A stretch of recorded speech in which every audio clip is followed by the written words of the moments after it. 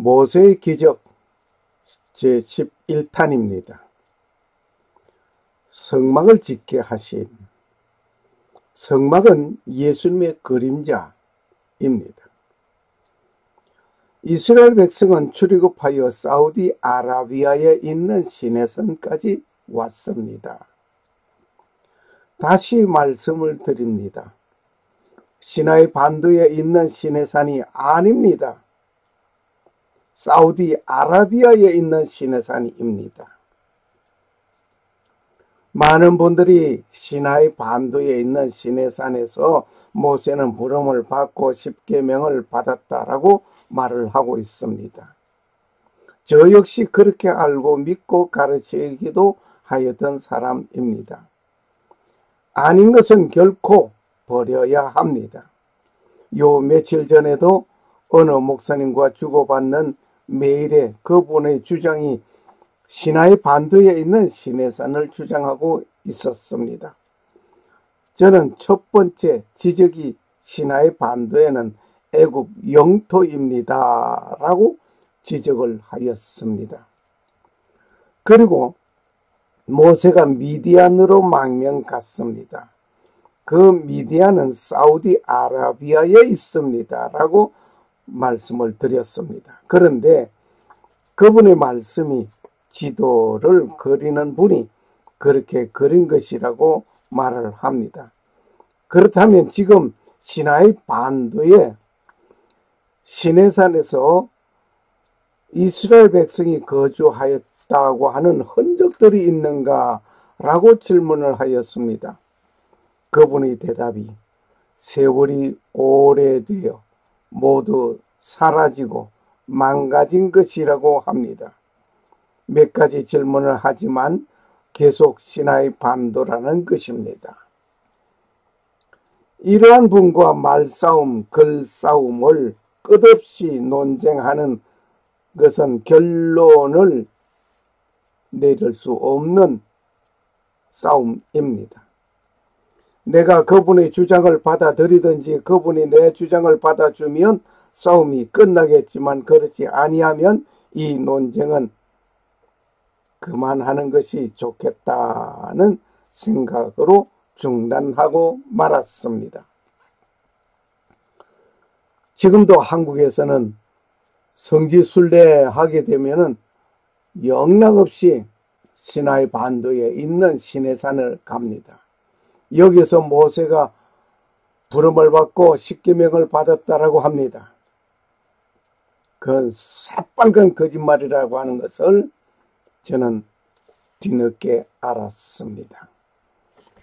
아무튼 이스라엘은 시내산 앞에 와서 광야 생활을 하는 중에 하나님은 성막을 건립하시도록 모세에게 지시하셨습니다. 성막은 이스라엘 민족에게는 필수적인 삶의 제1호이었습니다. 성막은 예수 그리스도의 모형입니다. 성막의 하나님의 시설물은 숨김없는 예수 그리스도를 말하고 있습니다. 구석구석 찾아볼 수가 있습니다. 성막 어느 것이든 그리스도 예수를 조명하고 있습니다. 성막을 통하여 그리스도를 발견하는 일이 되어야 합니다. 성막을 짓고 그것을 관리하고 메고 다니는 것이 전부가 아닙니다. 그 성막은 장차 오실 메시아의 그림자입니다. 이스라엘은 이 성막을 통하여 메시아를 대망하고 그분을 통하여 구원을 이루는 일이 되어야 합니다. 하나님께서 성막을 모세에게 설계해 주셨습니다. 내가 그들 중에 거한 성소를 그들을 시켜 나를 위하여 짓되 곧 내가 내게 보이는 대로 장막의 시장과 그 기계의 시장을 따라 지을지니라. 이렇게 하나님은 성막을 지으라고 모세에게 명하였습니다. 모세는 그대로 전하여서 잘 진행하여 건립하게 되었습니다. 그리고 성막에 필요한 모든 것들을 자원하여 드리는 것을 받아 성막 건립하는 데 필요한 모든 것들이 헌물로 이루어졌습니다. 그리고 재능 있는 자를 지명하고 자원하였습니다. 본문을 읽겠습니다. 본문의 말씀은 출애굽기 35장 21절에서 35절까지 좀 깁니다만은 읽겠습니다. 하나님께서 성막을 모세에게 설계해 주셨습니다. 모세는 그대로 전하여 잘 진행하여 건립하게 되었습니다.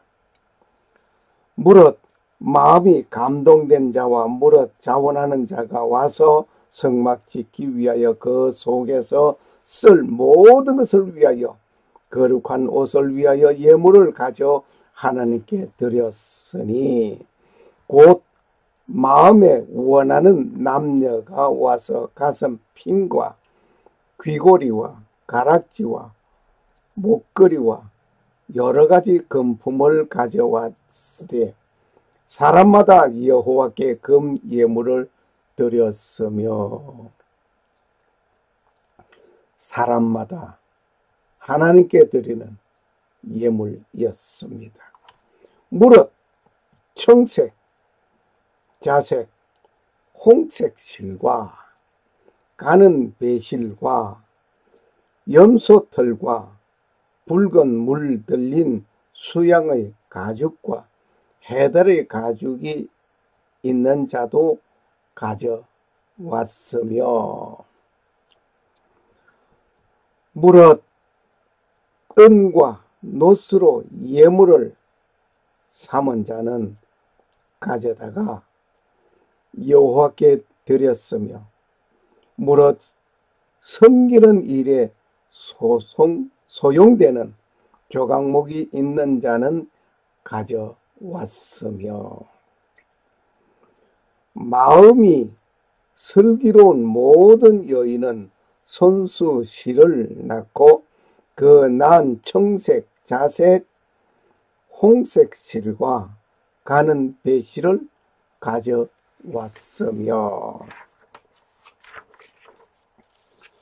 정말 아름다운 마음들입니다. 마음의 감동을 받아 슬기로운 모든 여인은 염소털로 실을 낳았으며 모든 족장은 호마노와 및 에봇과 흉표에 물린 보석을 가져왔으며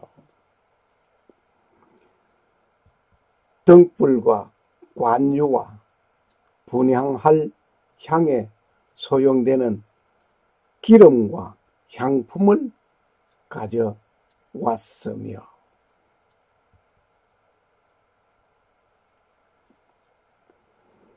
마음에 원하는 이스라엘 자손의 남녀마다 여호와께서 모세의 손을 빙자하여 명하신 모든 것을 만들기 위하여 물품을 가져다가 여호와께 절거히 드림이 이르하였더라. 여호와께 드리는 절거. 모세가 이스라엘 자손에게 이르되 볼지어다 여호와께서 유다 지파 홀의 손자요 우리의 아들인 브사렐을 지명하여 부르시고 브사렐이 상당히 지혜로운 건축가인 것 같습니다. 하나님의 신을 그에게 충만하게 하여 지혜와 총명과 지식으로 여러 가지 일을 하게 하시되 공교한 일을 연구하여 금과 은과 노스로 일하게 하며 보석을 깎아 물리며 나무를 새기는 여러 가지 공교한 일을 하게 하셨고, 또 그와 단 지파 아히사막의 아들 오홀리압을 감동시키사 가르치게 하시며, 오홀리압은 아마 감독의 재능이 있는 것 같습니다. 지혜로운 마음을 그들에게 충만하게 하사 여러 가지 일을 하게 하시되, 조각하는 일과 공교로운 일과 청색, 자색, 홍색 실과 가는 배실로 수놓은 일과 짜는 일과 그 외에 여러 가지 일을 하게 하시고 공교로운 일을 연구하게 하셨나니. 출애굽기 35장 21절에서 35절까지를 보았습니다. 이렇게 자원하여 받쳐진 헌물이 아름다운 성막을 건설하게 하였습니다.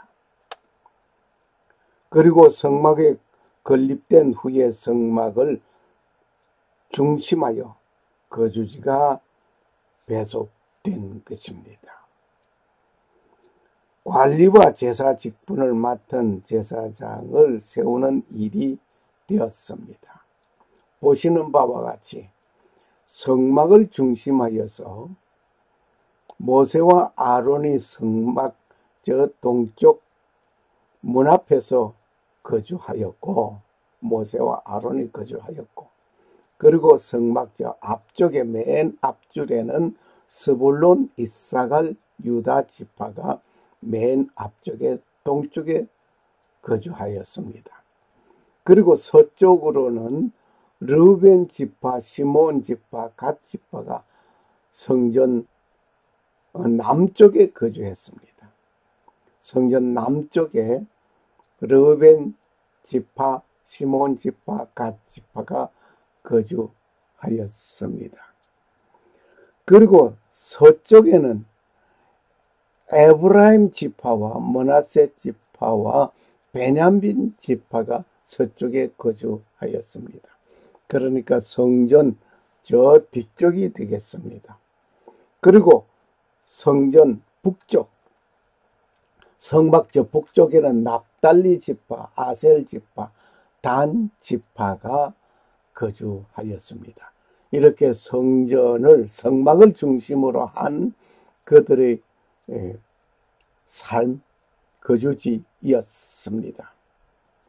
정말 책에 있고 멋있는 삶의 그림이었습니다. 이 성막의 중요한 부분들을 열거하면서 예수 그리스도를 조명해 보려고 합니다. 이미 과거의 성막 강의가 이미 끝난 가운데에서 오늘 다시 보게 됩니다. 오늘은 성막 강의를 중점적으로 하지 않습니다. 성막에 과거에 했을 때 문, 번제단, 물두멍, 떡상, 7등대, 향단, 휘장, 법궤, 기둥 이렇게 강의하면서 또 1강, 제2강, 3강, 4강, 5강, 6강, 7강, 8강, 9강, 10강, 11강, 12강이고 강의로 이어지었습니다. 그리고 스페셜로 설교 말씀이 1편, 2편, 3편, 4편이 주어져 있었습니다. 이미 인터넷상에 유튜브에서 돌아가고 있습니다. 성막을 건립하는 데 필요한 모든 것은 자원하여서 자원하는 마음을 가지고 들여진 것을 가지고 건축했습니다. 무릇 마음이 감동된 자와 무릇 자원하는 자가 와서 성막 짓기 위하여 그 속에서 쓸 모든 것을 위하여 거룩한 옷을 위하여 예물을 가져와 여호와께 드렸으니 출애굽기 35장 21절 말씀이었습니다. 이렇게 가져오는 것이 너무나 자료가 풍부하고 너무나 많았습니다. 너무나 풍부하고 많게 쓰고 남음이 있기에 자료가 풍성하여 남게 되므로 그만 가지고 오라고 하게 되는 역사가 이루어졌습니다. 모세에게 고하여 가로되 백성이 너무 많이 가져오므로 여호와의 명하신 일에 쓰기에 남음이 있나이다. 모세가 명을 내리매 그들이 진중에 공포하여 가로되 물은 남녀하고 성소에 드릴 예물을 다시 만들지 말라 하며 백성이 가져오기를 정직하니라. 있는 자료가 모든 일을 하기에 넉넉하여 남음이 있었더라. 출애굽기 36장 5절, 6절, 7절 말씀이었습니다. 모세는 하나님으로부터 받은 성막 설계를 그대로 잘 전달하였습니다. 그 결과는 하나님께서 명한 그대로 된 결과를 보게 됩니다. 모세가 만든 것을 봅니다. 여호와께서 모세에게 명하신 대로 이스라엘 자손이 모든 역사를 피라매 하나님으로부터 받은 설계, 성막 설계를 모세는 전달한 그대로 이것이 잘 이루어졌습니다. 모세가 그 필요한 모든 것을 본 적 여호와께서 명하신 대로 되었으므로 그들에게 축복하였더라. 출애굽기 39장 42절 43절 말씀입니다. 모세가 받은 지시를 그대로 잘 전달하고 진행하게 하였습니다. 놀라운 모세의 기적은 모세의 지도력과 지혜였습니다. 성막은 크게 세 구분으로 나누어 보게 됩니다. 지금 본 이 그림, 과거에 성막 강의를 할 때 쓰던 것을 그대로 다시 가져와 사용합니다. 먼저 세 구분이라고 하였으니 성막들이 있습니다. 성막들 한 구분을 합니다. 번제단과 물두멍이 있습니다. 그리고 두 번째 구역은 성소입니다. 이 성소에는 떡상 7등대 향단이 있습니다. 그리고 지성소가 있습니다. 지성소에는 법궤가 있습니다. 오늘 이 성막들에는 번제단과 물두멍이 있음을 좀 전에도 말씀을 드렸습니다. 성소에는 촛대, 떡상, 향단이 있습니다. 지성소에는 법궤가 있습니다. 이렇게 세 등분으로 구분해서 보면서 좀 디테일하게 보겠습니다. 성막에 들어가려면 문을 먼저 이용해야 합니다. 성막에 들어가려고 할 때 다른 곳으로 갈 수가 없습니다. 문으로만 들어가야 합니다. 오직 문은 하나뿐입니다. 그리고 성막을 보호하는 울타리가 있는데 이는 높이가 2.5m입니다. 성막 안팎을 가로막고 있습니다. 안에서는 세상 밖을 볼 수가 없고 밖에서는 안을 볼 수가 없습니다. 오직 보려면 성막 문을 열고 들어가야만 합니다. 출입문은 이곳 하나밖에 없습니다. 이곳으로 들어가고 이곳으로 나와야 합니다. 들어간 자리 그곳으로 나와야 합니다. 이 문은 예수 그리스도를 상징하고 있습니다. 예수님께서는 나는 양의 문이라 라고 말씀하셨습니다. 내가 문이니 누구든지 나로 말미암아 들어가면 구원을 얻고 또는 들어가며 나오며 꼴을 얻으리라.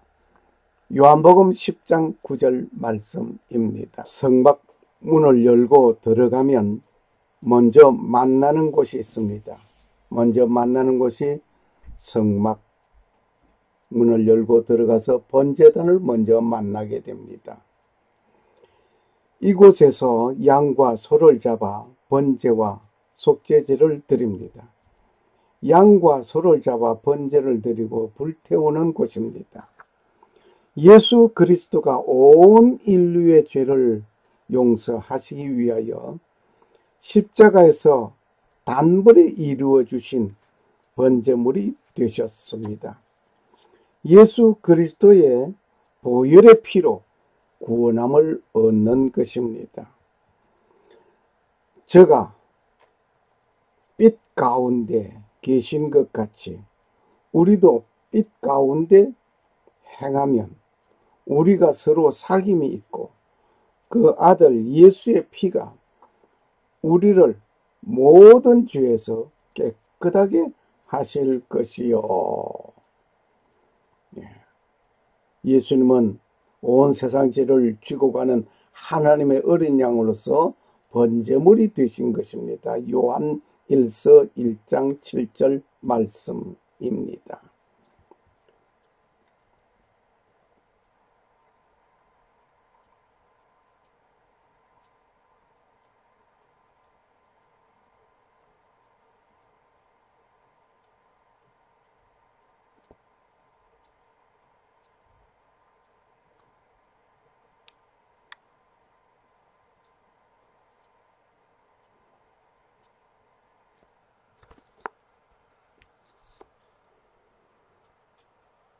지금 보시는 것은 번제단에서 행하는 일들을 영상을 통해서 한번 우리가 참고로 봅니다.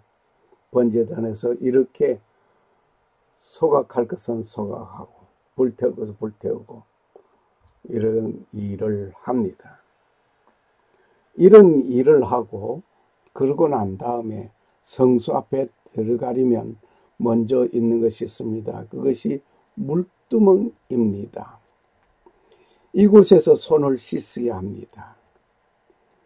번제를 드리고 각종 일들을 하고 그대로 더러워진 손발을 씻지 않고 들어갈 수 없습니다. 성수에 입시라 할 수 없습니다. 더러워진 손을 씻어야 합니다. 그 씻는 것이 물두멍이었습니다. 내가 가로되 내 주여 당신이 알리이다 하니 그가 나더러 이르되 이는 큰 환난에서 나오는 자들인데 어린 양의 피에 그 옷을 씻어 희게 하였느니라. 요한계시록 7장 14절 말씀입니다. 이렇게 물두멍에서 손을 씻고 그러고 나서 성소에 들어가려면 왼쪽에 촛대가 있습니다. 촛대의 불은 저녁에 밝히고 아침에 소등하게 됩니다. 어둠을 밝히는 일을 합니다. 예수님은 나는 세상의 빛이라고 하셨습니다. 예수께서 또 일러 가라사대 나는 세상의 빛이니 나를 따르는 자는 어둠에 다니지 아니하고 생명의 빛을 얻으리라. 요한복음 8장 12절 말씀입니다. 예수님께서 나는 세상의 빛이라고 말씀하셨습니다. 빛 대신 예수님을 상징하고 있습니다. 촛대 맞은편에 놓여져 있는 것이 떡상입니다. 이 떡상의 떡은 12덩이로 항상 놓여 있어야 합니다. 여기에 12덩이는 이스라엘의 12지파를 대표한 것입니다. 떡은 양식입니다. 예수님께서 말씀하셨습니다. 나는 생명의 떡이라고 말씀하셨습니다. 예수께서 가라사대 내가 그 생명의 떡이니 내가 오는 자는 내게 오는 자는 결코 줄이지 아니할 터이요 나를 믿는 자는 영원히 목마르지 아니하리라. 요한복음 6장 35절 말씀입니다. 성막의 떡은 생명의 떡 예수님을 상징하고 있습니다. 지성소 앞에 향단이 있습니다. 향은 아침과 저녁에 2번 피웠습니다.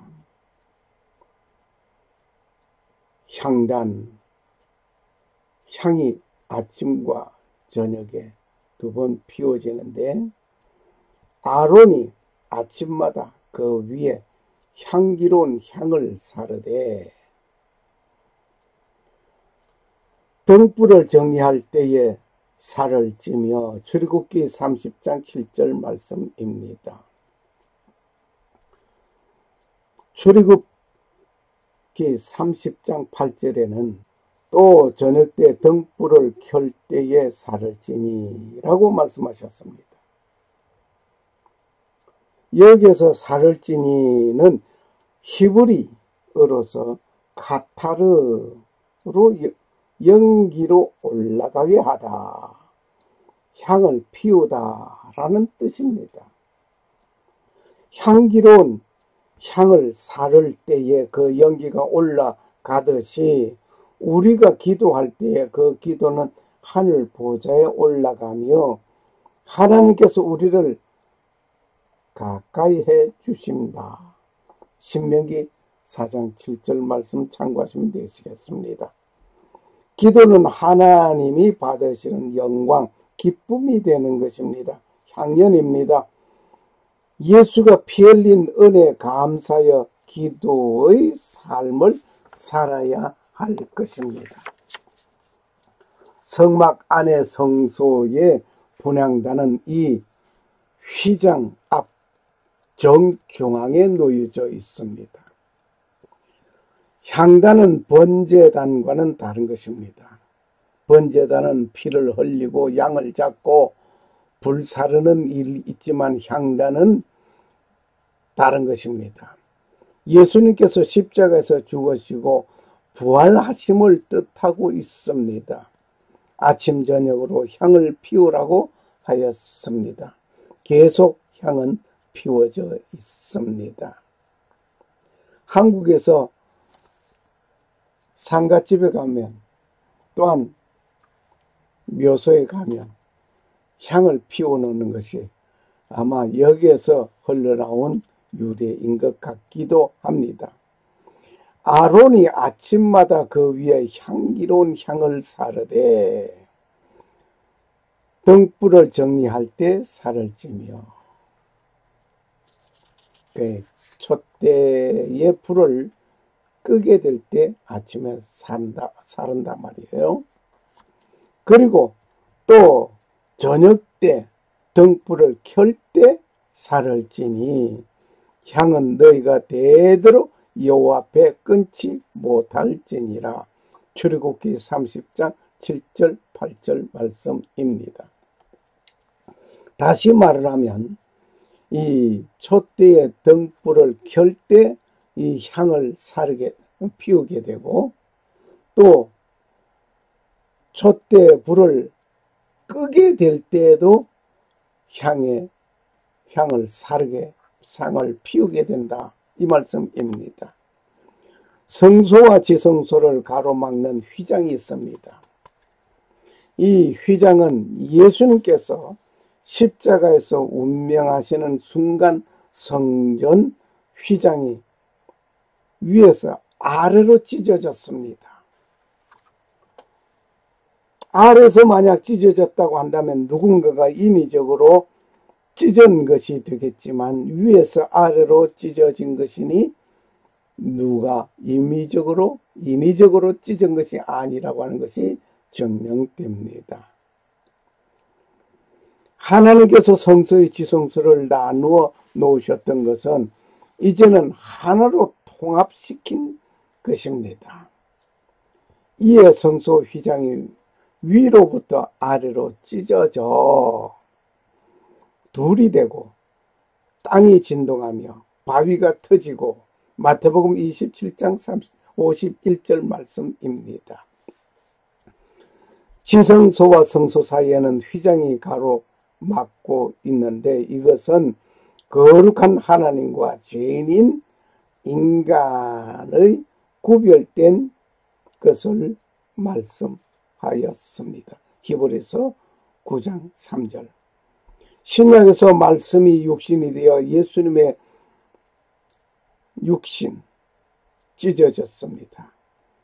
성전 휘막이 찢어졌습니다. 예수는 율법의 완성이요 영원한 속죄의 제물이신 그리스도의 십자가 죽음으로 인해 가로 놓였던 휘장이 찢어졌습니다.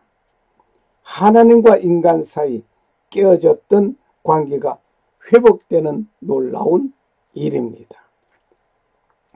성소의 휘장은 지성소의 성소를 구별하기 위하여 지어진 막입니다. 원래 휘장이라고 번역한 카타페타스마란 말은 페르시아 말로서 파르코트란 단어에서 유래된 것이라고 합니다. 이 말은 하늘의 궁창과 땅의 궁창을 구분하는 벽을 뜻하고 있습니다. 이 휘장을 열고 들어가면 지성소가 있습니다. 이 지성소에 법궤가 놓여져 있습니다.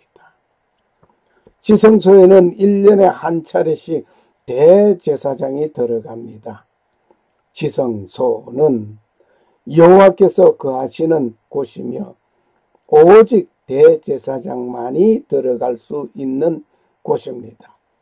1년에 한 차례 대속죄일만 이곳에 들어갈 수 있습니다. 언약궤 위에는 속죄소가 있습니다. 이 지성소에서 대제사장은 백성들을 대신하여 온 백성들을 대신하여 해마다 속죄하는 일을 하였습니다. 내가 그들 중에 거할 성소를 그들을 시켜 나를 위하여 짓되 거기서 내가 너와 만나고 속죄소 위 곧 언약궤 위에 있는 두 그룹 사이에서 내가 이스라엘 자손을 위하여 네게 명할 모든 일을 네게 이르리라. 출애굽기 25장 8절 22절 말씀이었습니다. 언약궤, 법궤, 하나님의 언약의 말씀이 법이 담겨져 있는 궤라 해서 언약궤, 법궤라고 합니다. 이 궤 속에는 하나님께서 친히 쓰신 십계명 돌비가 있습니다. 두 개의 돌판이 있단 말입니다. 하나님께서 친히 쓰신 것입니다. 처음에 하나님께서 친히 만들고 친히 쓴 것을 모세에게 주었습니다. 그런데 이 모세는 아론을 중심하여 온 백성이 금송아지를 섬기는 일을 보고 던져 깨뜨렸습니다. 하나님께서 재차 말씀하십니다. 네가 깨뜨린 거, 네가 망가뜨린 거, 그거 그대로 다시 돌을 깎아 만들어서 가져오너라. 그럼 내가 거기에 쓰겠다. 하나님께서 내가 쓰겠다. 그래서 그것을 법궤에 두었단 말입니다. 그리고 법궤 속에 두 개의 돌비가 있고 광야에서 먹던 만나도 이 법궤 속에 있습니다.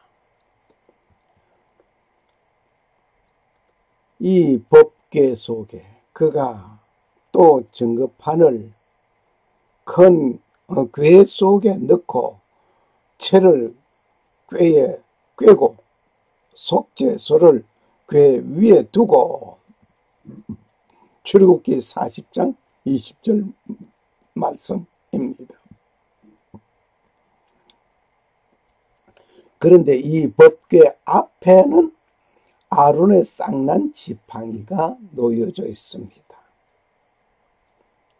아론의 쌍난 지팡이는 법궤 앞에 있고 법궤 안에는 두 개의 돌비가 있고 그리고 만나가 있습니다. 그 지팡이를 회막 안에서 내가 너희와 만나는 곳 정국의 앞에 두라. 민수기 17장 4절 말씀입니다. 이 아론의 쌍난 지팡이는 이스라엘 백성들이 원망이 또 쏟아집니다. 너만 지도자냐? 하고 막 모세를 향하여 공격합니다. 그럴 때 하나님께서 각 지파대로 지팡이 하나씩 가져오라. 그리고 지파대로 지팡이 하나씩 가져오라고 했을 때 12개 지팡이를 가져 모아서 다 지파 이름을 쓰게 했습니다.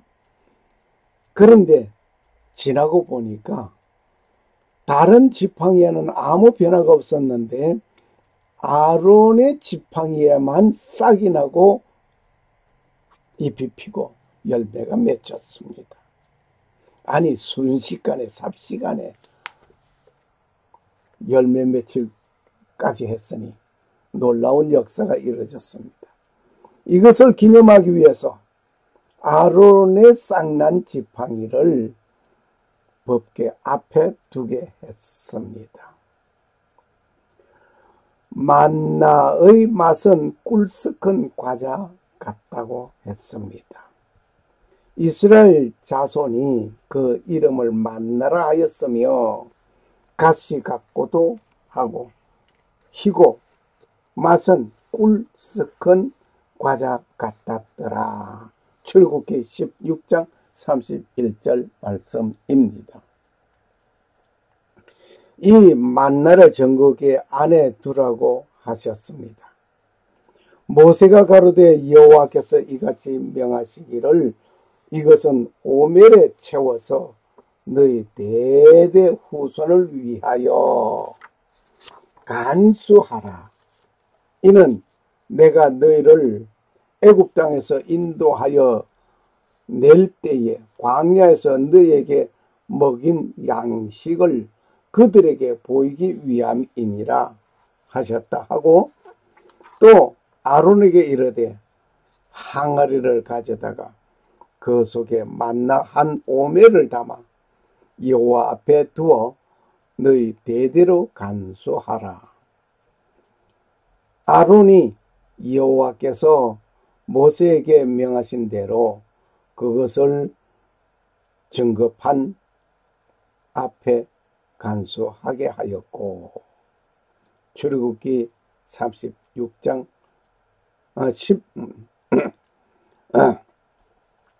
출애굽기 16장 32절에서 34절입니다. 여기에 이 말은 무슨 말인고 하니 만나는 법궤 안에 두는데 왜 두라고 하느냐? 광야에서 너희들이 40년 동안 먹게 되는 광야의 식량으로 풍족하게 먹던 식량으로 기념하게 하기 위해서 후대 사람들에게 알려주기 위한 것이었고 또 증거판 앞에 간수하게 된 것은 아론의 쌍난 지팡이 역시 지도자는 아론 계통이다 하는 것을 여기서 가르쳐 하나님이 지명하여 주신 것입니다. 금향로와 사면을 금으로 싼 언약궤가 있고 그 안에 만나를 담은 금향로와 아론의 쌍난 지팡이와 언약의 비석들이 있고 히브리서 9장 4절 말씀입니다. 그런데 이렇게 먹던 그 만나는 요단을 건너간 후 첫 열매를 먹은 다음 날에 끝났습니다. 그 땅 소산을 먹은 다음 날에 만나가 그쳤으니 이스라엘 사람들이 다시는 만나를 얻지 못하였고 그 해에 가나안 땅의 열매를 먹었더라. 여호수아 5장 12절 말씀입니다. 성막은 하나님께서 죄인을 만나는 곳입니다. 죄인은 하나님을 만나는 곳이 이 성막이었습니다. 이 성막에 대한 자세한 강의는 이미 유튜브에서 여러분을 기다리고 있습니다. 성막 시뮬레이션을 보면서 종합 정리합니다.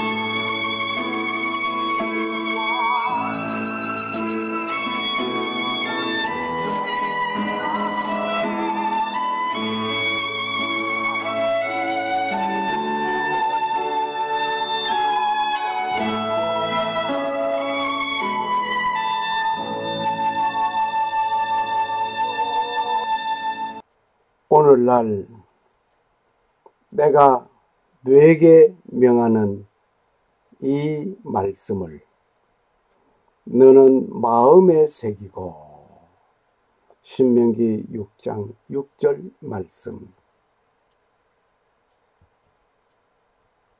샬롬. 감사합니다.